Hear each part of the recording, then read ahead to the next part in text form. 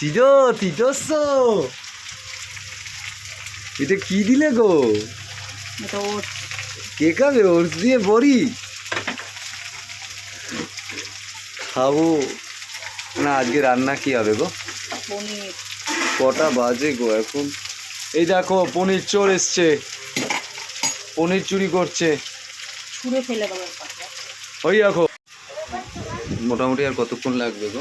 এই আর 5 মিনিট। আলু তো প্রায় আমি কিন্তু খাবো না, নরম হয়ে গেছে। কি খাবে না? পেট ভরে গেছে। কি খেলাম না কি খেলে? স্টেশনে, কি খেলাম না? শুধু 3টা কচুরি খেলে একটু পেট ভরে কখনো? পেট ভরা। বাজে কথা বলার জায়গা পায় না। এই ও আজকে তো নিরামিষ, ভেবেছিলাম চিলি পনির।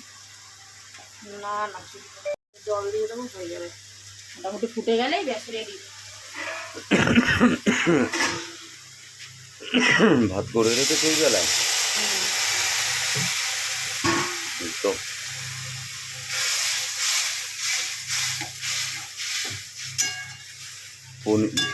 পনিরটা একদম লাস্টে দিও, নয়তো কিন্তু সব গলে যাবে। কিচ্ছু বলবে না, পনির বলবে না। আমাদের বাড়িতে রাঁধুনি, বড় রাঁধুনি সব কিছু বেশি বোঝে। আমি কিছু রান্না জানি না, অথচ বিয়ের পরে কোনো রান্নাই পারতো না। সব শিখিয়েছি ম্যাডামকে। এখন আমার বিরিয়ানিও বাইরে খেতে হয় না, সব ম্যাডাম ঘরেই করে। আর সত্যি কথা বলতে, যা বিরিয়ানি করে বাইরের দোকানে থেকে 100 গুণ ভালো।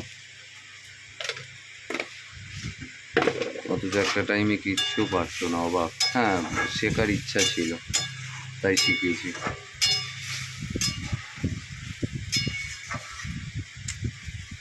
এই তো আলুগুলো দেখো ভাজতেই হয়ে গেছে। তোমার ঘাম ঘাম লাগবে না। আমি ভিডিওটা বন্ধ করে একটু খেলাটা দেখি। তো এইটা পনিরের ফাইনাল লুক এসছে।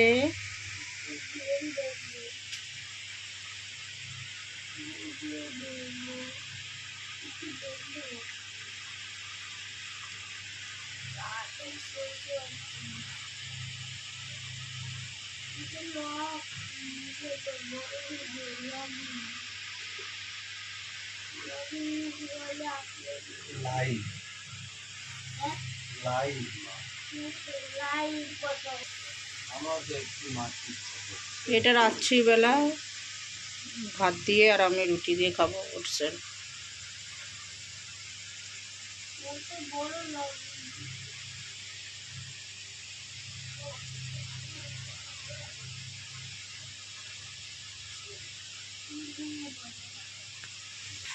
তো এটাই পনির। এবার খাওয়া দাওয়া করবো।